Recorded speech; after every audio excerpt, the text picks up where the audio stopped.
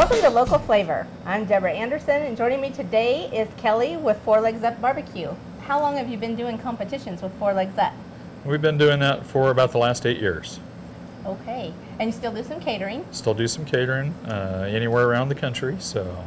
And as the thing we're making today, is that on your catering menu?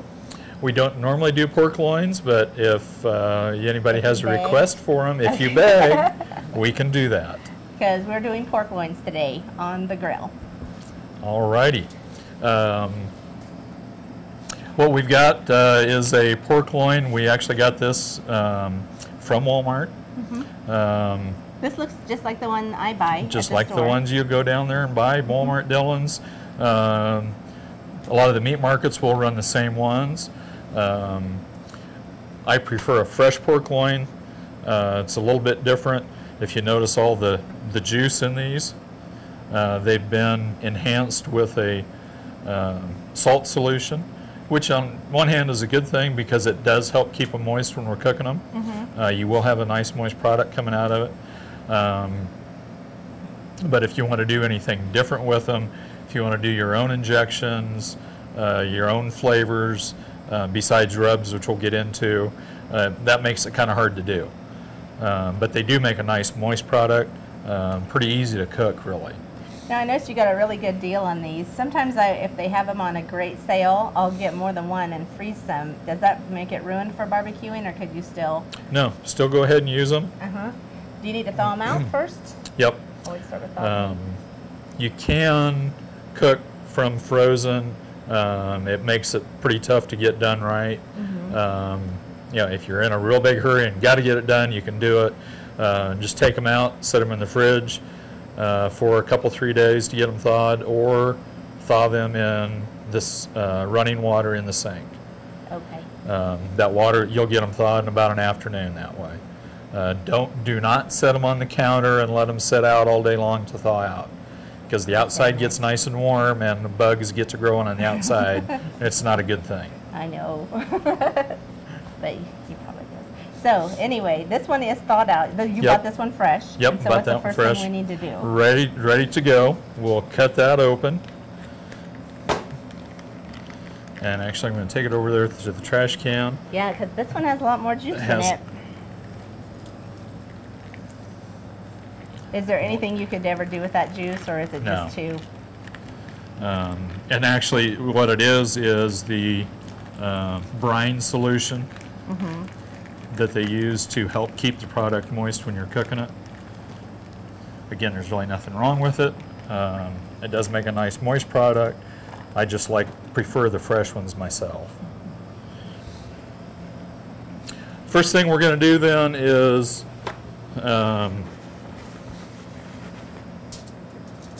trim, if I can keep a hold of it, some of this fat and the silver skin off of it. Okay, I don't see that. Oh, I see the silver skin under the fat. Yep. So we're not going to have very much fat on this at all. No. Which is okay. There's not much fat in a pork loin to start with anyway. I love pork loins. And one of the things I do with pork loins is I cook them at about 300, 350 degrees. Oh, so a little bit higher. Kelly taught me how to make some brisket before, and we had it about 250. So this one looks like you're doing higher temperature. You know, the briskets we cooked at 250, they're tougher. We wanted to cook them at a lower temperature to help soften them up. Yeah, those are muscles that worked really hard, whereas this loin comes from an area probably it doesn't get used for a muscle Doesn't get used very often, so it's already nice and soft and tender.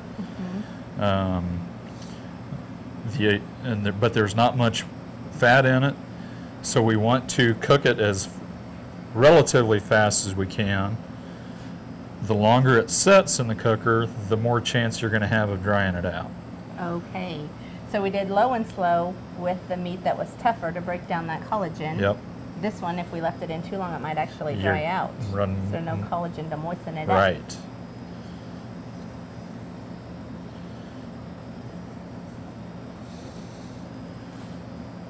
Just get underneath that silver skin and work your way down. Again, seasonings, smoke, if you're running it in a smoker, will not penetrate that silver skin. So that's why we're going to get it off of there. It's a little tough too, I think. Yeah, it's tough trying to eat through. That piece we're going to leave. Now, why'd you choose that one to save its life? Oh, well, there's actually another piece of meat right here. Oh, another hidden piece in the piece right of there. fat? Yep. Okay. And that's pretty good eats. Is it? So we're just going to leave that one on there.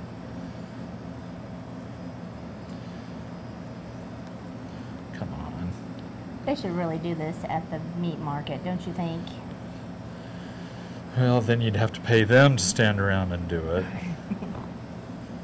Yeah, we got a good deal on this meat. I guess Yep, we should be willing to do exactly. a little work.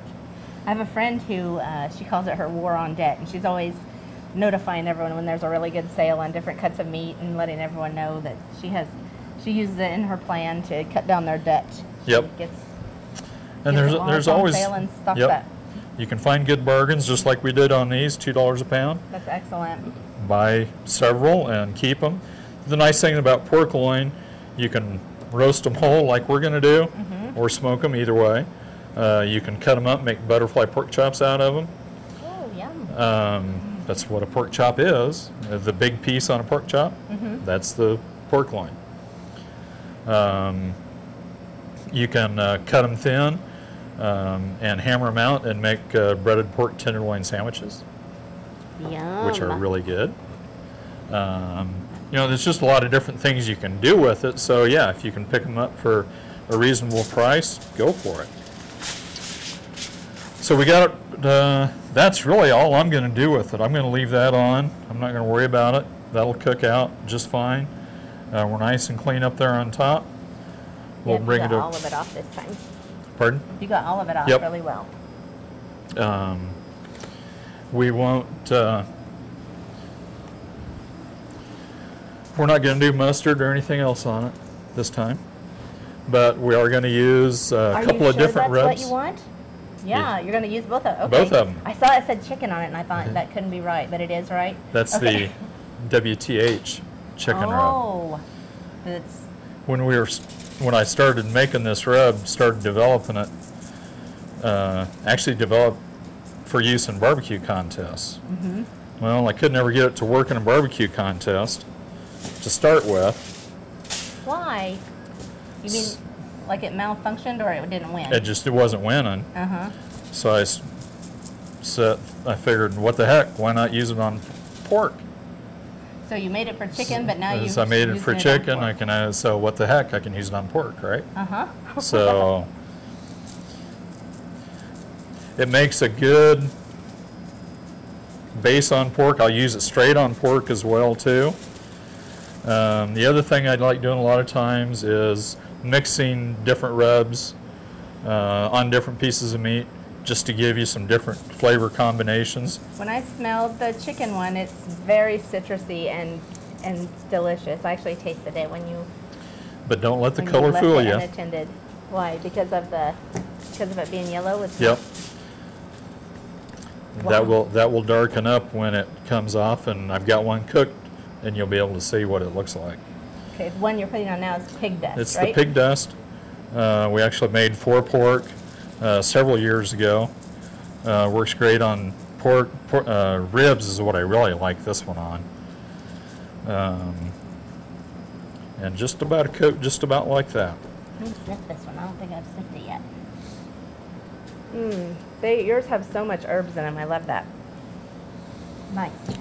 Okay. Just lots of good flavor in there. Then we'll take this and go put it in the cooker. We're going to cook it at about 350. Remember, the longer you have to cook it, the more chance you are going to have of drying it out. So I cook them at 300, 350. And about how long? This piece will take about an hour to an hour and a half. And what temperature are we looking We're at? going to shoot for no more than 140 degrees internal temp. Okay. So use that meat thermometer. Okay, now do we need to wrap it or just going to put We're it just on? going to take it right out, and you can let these set for a couple hours or so, or if you want to let them set overnight, throw them in the fridge, let them set, put them on the cooker the next day. Is it better if you let them set? It is better, a little better to let them set for an hour or two at least. Okay. So. Well, let's go ahead and go put them on the cooker then. All right. Be right back.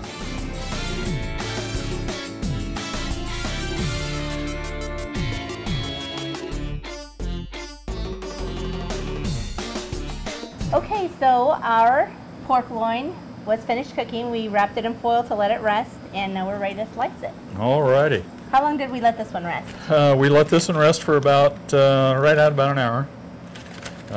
So it's ready. It's still nice and warm yet. Remind me the minimum in case you don't want to wait. You should, but you have to let it rest. A piece about that size, 20 minutes or so. Okay. You know, a lot of it depends on the size. The bigger piece, you want to let it rest longer. Smaller pieces, doesn't take as long. Okay. Steak, about 10 minutes or so. From the time you get to the grill, get it plated inside, get to the table is good enough on a steak. But everything needs to rest. Look at that beautiful color on that. I told you that yellow on that chicken dust. Don't be fooled by it, didn't I? Pork is the other white meat. I bet it's not. Yep, look how nice that looks. We're going to slice those nice and thin. The other way that I like doing pork loin, throw them in the refrigerator and get them cold, and then slice them as thin as you possibly can. Like deli meat? Like deli meat. Yep. That would be good. On a good hoagie roll with some horseradish sauce. You know, just you slicing that has opened up the smell of it again. It smells awesome. Now, the little ring on this one, I bet it's from that chicken rub. It looks almost kind of a greeny yellow. It's actually from you can probably get a little bit of that, but a lot of it's just from the smoke from the grill. Oh. What kind of... Even though we were cooking at 350 degrees, you're still cooking with wood. You're still going to get that smoke ring in it. We used hickory and cherry, or I'm sorry, oak and hickory wood. And oak again, okay. In our grill. Yeah, I can see the smoke ring. There's like a green and then a little bit of reddish pink. It smells delicious.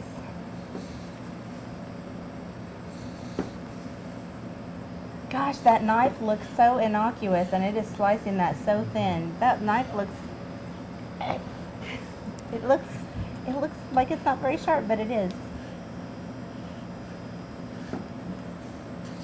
And it doesn't take an expensive knife to have a good knife. Oh. This one I think was a $40 knife. I ordered it off on the internet. Yeah, you don't need a $300 slicer knife to have a good one. Just take care of them and keep them sharp. You're supposed to sharpen them after you use them. Yep. How pretty. There we are. Nice. You are set.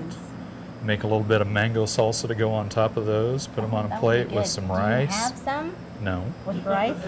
Can I take one out of the middle? You can take one out of the middle. Now, will it taste like ham or chicken? Neither, probably. Tastes like neither. Like pork. Very moist. Probably the moistest I've ever had.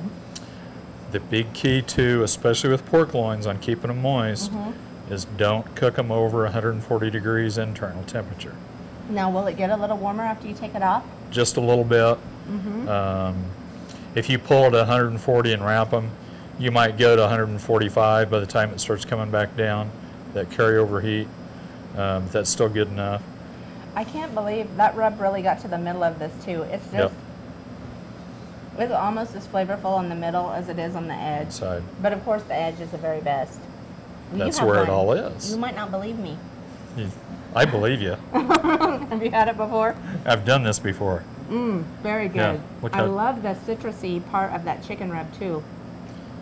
Look how deep that smoke ring is. Just, and say, we're cooking at 350. So that's not usually something they call a smoking temperature, but it's still got that much But we're still cooking with wood, so it is, we're getting that is very good. Good flavor. I cannot believe how tender it is and juicy. Don't you feel that? Mm-hmm. Awesome. Well, I hope you'll try your own pork loin very soon. Thanks for joining us on Local Flavor.